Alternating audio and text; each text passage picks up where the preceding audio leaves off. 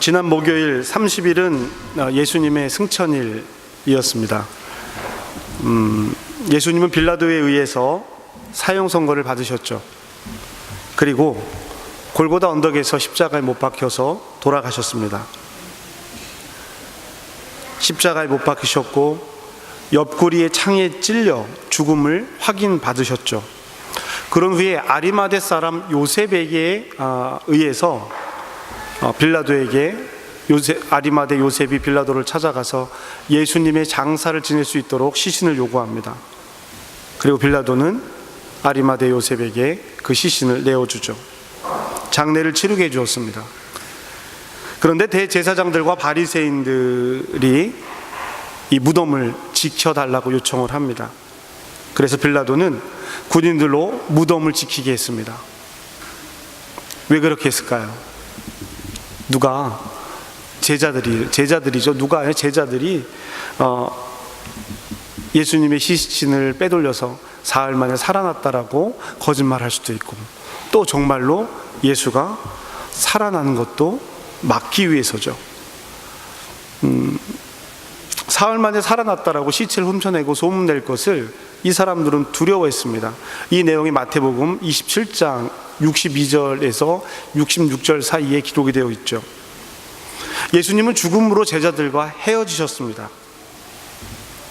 헤어졌던 예수님께서요, 다시 살아나시는 것으로 제자들을 만납니다. 무덤이 비었어요. 헤어졌던 예수님이 살아나셨기 때문이죠. 살아나신 예수님은 40일 동안을 제자들과 함께 시간을 보내십니다. 이 40일의 기간은 앞으로 있을 얼마나 길어지게 될지 모르는 그 예수님과의 이별을 기다릴 수 있는 힘이 되어 주었어요. 이 40일의 시간이 없었다면 제자들은 예수님의 그 부활의 그 시간들을 진심으로 받아들이지 못했을지도 몰라요. 예수님과의 이별을 기다릴 수 있는 힘이 됩니다. 40일의 시간이 없었다면 부활도 확신할 수 없었을 것이고, 부활 이후 승천도 믿을 수 없었을 것입니다. 더욱이 긴 기다림은 견딜 수 없는, 믿을 수 없는 일이 되어버리는 것이죠. 예수님은 이 40일의 시간을 마치시고 나서 승천하셨습니다. 그것이 지난 목요일 예수 승천일, 바로 그날입니다.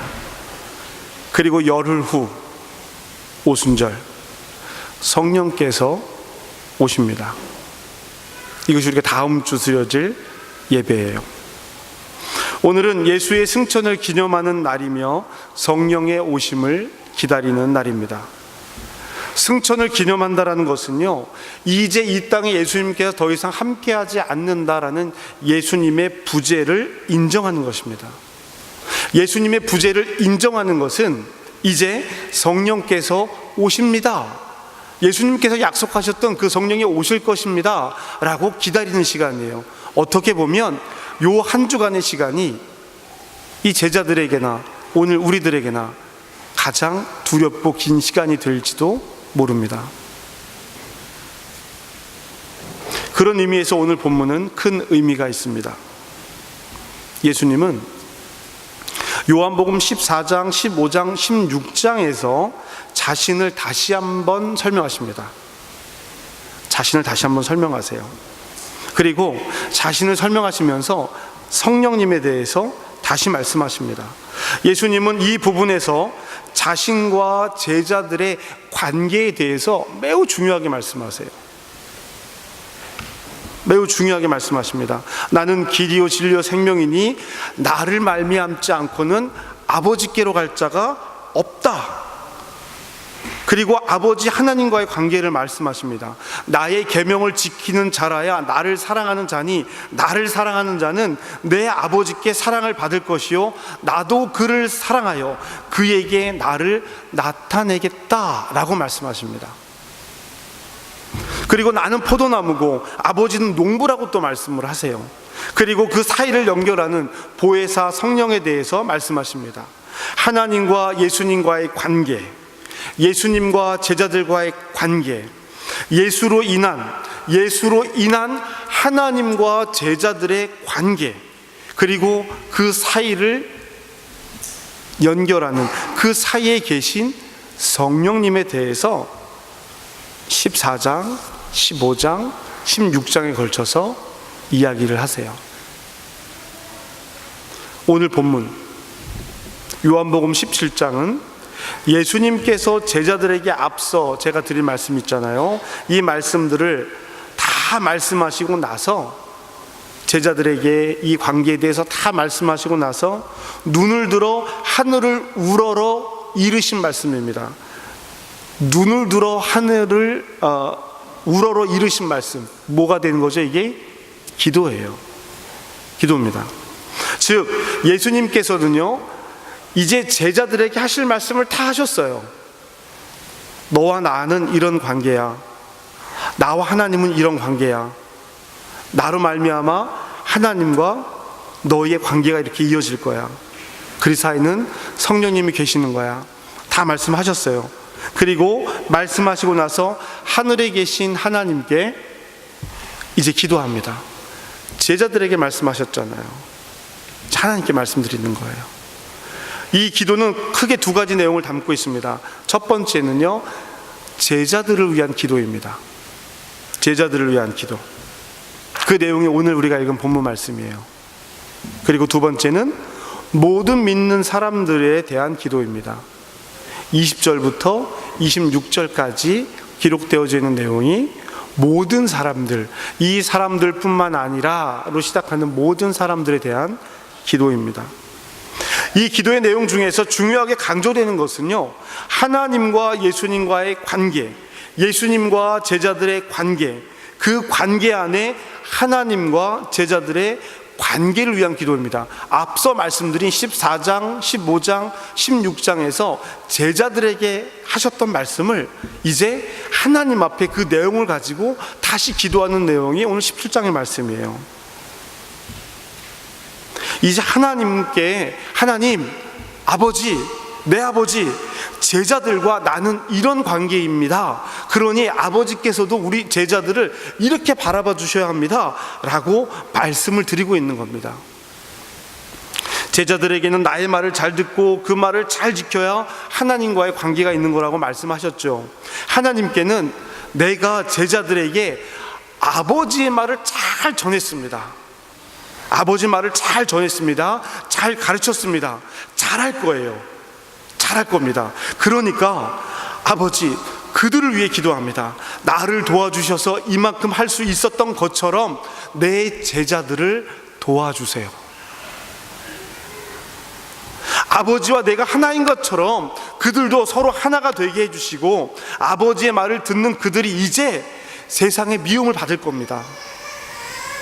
내가 그 미움 받으면서 세상에 속한 사람이 아니었던 것처럼 제자들도 미움 받지만 세상에 속하지 않고 다른 차원의 삶을 살 수 있도록 하나님께서 도와주세요. 제자들이 악에 빠지지 않게 도와주세요. 진리의 말씀을 들었으니 진리로 거룩하게, 진리로 구별되게 해주세요. 이제 제자들과 함께 살아가지 못하는 예수님께서 제자들을 위해 하나님께 기도하는 내용이 참으로 마음을 따뜻하게 합니다. 거친 세상으로, 믿음 없는 세상으로 나아가 믿음 있는 삶을 살아가야 하는 제자들을 바라보시는 예수님의 마음이 보이지 않으십니까? 제자들에게는 나는 길이고 나는 진리고 나는 생명이다, 나로 말미암지 않고는 아버지께로 올 자가 없다, 내가 가르친 법을 지키는 자가 나를 사랑하는 자야, 그러니 너희는 그 법을 꼭 지켜야 돼, 아주 단호하게 말씀하세요. 나는 포도나무고 내 아버지는 농부야, 열매를 맺지 못하는 가지는 잘라서 던져 불에 넣어버릴 거야. 관계에 대해서도요 아주 단호하게 말씀하십니다. 앞으로 받을 박해에 대해서도 말씀하세요. 사람들이 나를 박해했잖아. 내가 너의 우두머리잖아. 이제 너희도 박해할 거야. 그러니까 마음을 단단히 지켜라. 너희를 도울 성령을 보낼 것이다. 그 성령은 고난과 박해를 준비하게 하시는 성령님입니다. 그래서 제자들에게 예수님은 아주 단호하게 말씀하세요. 그런데 오늘 말씀처럼 아버지 되시는 하나님께 기도하는 예수님의 마음은요, 안타까움이 보여요. 애절함이 보입니다. 내가 그들을 위하여 비옵나니, 내가 비옵는 것은 세상을 위함이 아니요 내게 주신 자들을 위함이니이다. 그들은 아버지의 것이로소이다. 나는 세상에 더 있지 아니하오나 그들은 세상에 있사옵고, 나는 아버지께로 가옵나니 거룩하신 아버지여, 내게 주신 아버지의 이름으로 그들을 보존하사 우리와 같이 그들도 하나가 되게 하소서. 그러니 잘 도와주세요. 지켜주세요. 악에 빠지지 않도록 도와주세요. 예수님의 기도에 간절함이 보이지 않으십니까? 예수님께서 요한복음 14장부터 17장까지 말씀하시고 기도하시는 내용은요, 제자들을 위한 것입니다. 세상을 위한 것이 아니었어요. 제자들을 위한 것입니다. 그리고 그것은 오늘 하나님의 말씀을 듣는 사람들의 삶이기도 합니다. 이 땅에서 하나님을 만난 사람들이 살아가는 삶의 모습입니다. 하늘에 계신 예수님을 다시 만나기를 기다리는 제자들의 삶입니다. 즉, 우리의 삶이 그와 같아야 한다는 것이죠. 우리는요, 예수님 없는 세상을 살아갑니다. 우리 곁에는 예수님이 없습니다. 우리 곁에는 하나님도 계시지 않아요. 우리는 하나님 없는 세상에서 하나님과 함께 살아가기를 애쓰는 사람들입니다. 우리는 예수님 없는 세상에서 예수님과 함께 살아가는 사람들입니다. 더 정확하게 단순히 함께 살아가는 사람들이 아니라 하나님의 말씀, 예수님의 말씀을 이 땅에서 살아가는 사람들입니다. 예수님의 승천은, 예수님께서 하나님 곁으로 오르신 것은 제자들에게 본격적인 삶을 스스로 살아가는 본격적인 삶의 시작인 것입니다. 이제 제자들 홀로 그 삶을 견디며 살아가야 돼요. 그래서 예수님은 더 간절하게, 더 애절하게 제자들을 위해서 기도하고 계신 것입니다. 왜요? 그들이 만날 삶이 어떤 삶인지 알고 계신 거예요. 예수님이 보시기에도 그 삶은 쉬운 삶이 아니었던 거예요. 박해의 삶을 알고 계시기 때문입니다. 예수님을 만난 삶, 하나님께 이끌리는 삶은 세상과 반대 방향, 하나님 나라를 향하게 되어 있죠. 때로는 그것이 박해 받는 자리일 수도 있다는 겁니다. 아니요, 박해받는 자리입니다. 사랑하는 성도 여러분, 우리는 어느 방향을 향해 서 있습니까? 여러분, 어느 방향을 향해 서 있습니까? 하늘에 계신 예수님 편을 향해서 서 있습니까? 아니면 예수님 반대편 세상을 향해 서 있습니까? 예수님은 제자들에게 말씀하셨습니다. 내 계명은 곧 내가 너희를 사랑한 것 같이 너희도 서로 사랑하는 것이니라. 사람이 친구를 위하여 자기 목숨을 버리면 이보다 더 큰 사랑이 없나니 너희는 내가 명령하는 대로 행하면 곧 나의 친구라. 이제부터는 종이라 하지 아니하리니 종은 주인이 하는 것을 알지 못함이라. 너희를 친구라 하였노니 내가 내 아버지께 들은 것을 다 너희에게 알게 하였음이라. 너희가 나를 택한 것이 아니요 내가 너희를 택하여 세웠나니 이는 너희로 가서 열매를 맺게 하고 또 너희 열매가 항상 있게 하여 내 이름으로 아버지께 무엇을 구하든지 다 받게 하려 함이라. 내가 이것을 너희에게 명함은 너희로 서로 사랑하게 하려 함이라. 아멘. 우리는 예수님의 친구입니까? 예수님의 친구입니까? 우린 예수님의 종입니까? 예수님께서 아시는 것을 우리가 알고 있습니까? 우리는 열매를 맺습니까? 우리는 서로 사랑합니까? 내가 그리스도와 함께 십자가에 못 박혔다니 그런즉 이제는 내가 산 것이 아니요 오직 내 안에 그리스도께서 사시는 것이라. 이제 내가 육체 가운데 사는 것은 나를 사랑하사 나를 위하여 자기 자신을 버리신 하나님의 아들을 믿는 믿음 안에서 사는 것이라. 예수님은 하늘에 계십니다. 승천하셨습니다. 그곳에서 우리의 처소를 마련하고 계십니다. 다시 오시겠다라고 말씀하셨어요. 그리고 그때 다시 오실 때 맡겨둔 일을 살펴보시겠다라고 하셨습니다. 하늘에 계신 예수님은 지금도 여전히 일하고 계십니다. 성령님을 통해서 우리를 위해서 말할 수 없는 탄식으로 기도하고 계십니다. 이제 내가 사는 것은 오직 내 안에 그리스도께서 사시는 것입니다. 하늘에 계신 예수님은 끝나는 것이 아니라 내 안에 계세요. 나를 도우셔서 내가 예수님의 친구로 이 땅에서 살아가며 사랑하며 살아가기를 도우시고 계십니다. 성령님, 이제 오셔서 우리를 도우소서. 내 안에 계신 성령께서 나를 흔들어 깨우셔서 나를 위해 기도하시고 나의 삶을 이끌어 주소서. 내가 주님의 길을 걷겠습니다. 내가 주님과 함께 살아가겠습니다.